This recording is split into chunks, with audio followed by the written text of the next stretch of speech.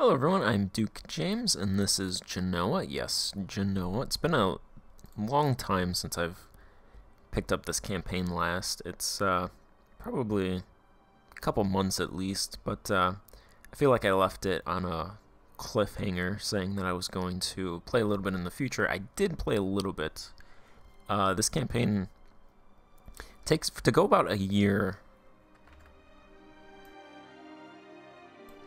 It takes about 30 minutes, so it takes a long time to actually play, so I'm probably not... My intention was to go until 1800, but I'm probably not going to do that. I'm just going to end it here, and I wanted to make this final video to kind of put a cap on it, so that it's not left out in the open forever, abandoned. The goal of this campaign was to grab the trade centers in Europe and around the world and then dominate trade, and I'd say we did that. I mean, we were making 2,100 ducats from trade at the end. Of course, that could go up more if I played. Yeah, 2,100 ducats. It's nice. Nice chunk. 1,042 ducats a month.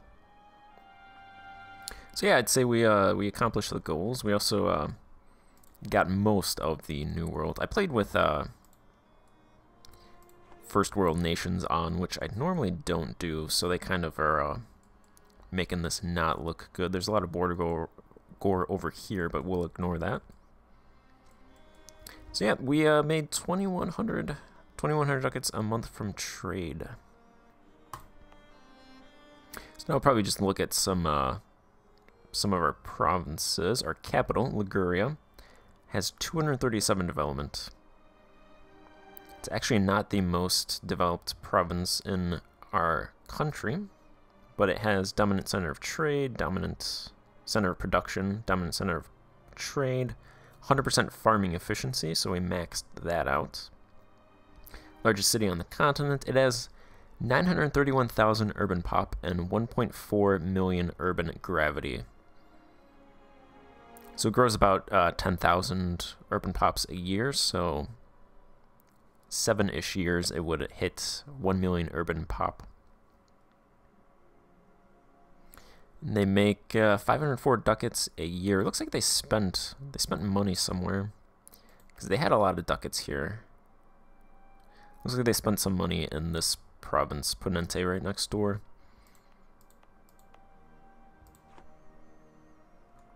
The province in our country that has the most development is in India. It's Kalam. I think this was Quilon, if I remember my Portuguese conquest of India cities correctly. This province has 301 development, mostly because of rural development. There are, I think, more than a million. There are 1.1 million rural pops, 350,000 urban pops, 83% farming efficiency, dominant center of trade, major center of production. They make only 208 ducats a year.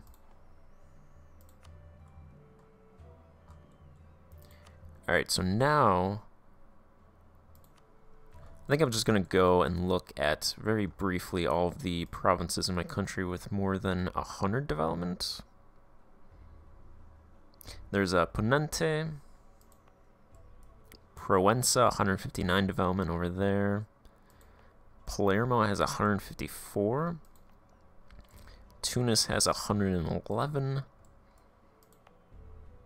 Sibilia and Extremadura, Lisbon, did not hit 100. They're around 85 each. Algiers, 95.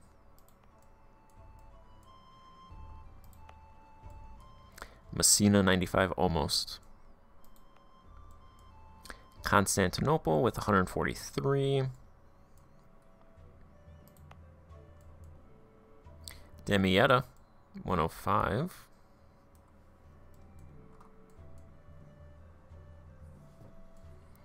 I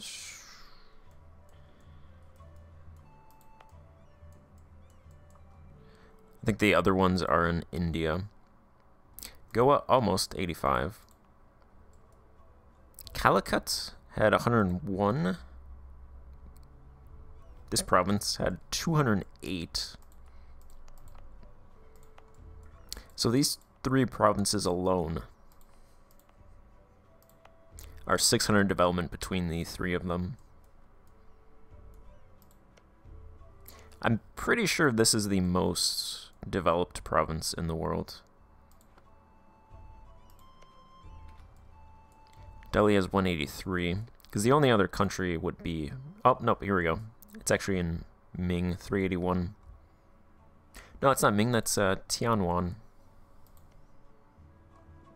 Ming's most developed province is 213 development. Yep, 221, I take that back.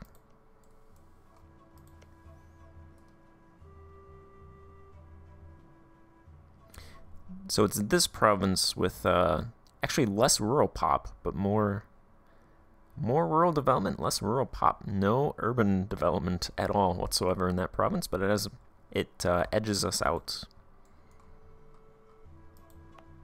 by 80 development. It's a lot of development for having less pops.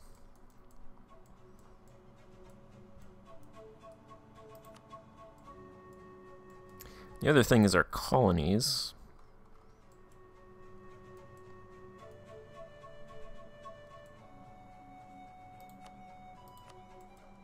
So Mexico, they got a bunch of 100 development provinces in that valley, Mexico City Valley or whatever it's called. I don't think any other provinces, well, there's this one. I think one in Peru.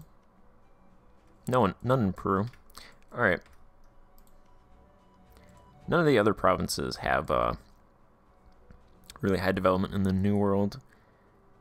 But what's interesting is Brazil's capital, Tupinamba, has 350,000 urban pop. So I was actually building in that a lot. And then I was also building in South Africa's capital. They don't have high development for how much I've been spending, but they have... South Africa's capital has 220,000 urban pop.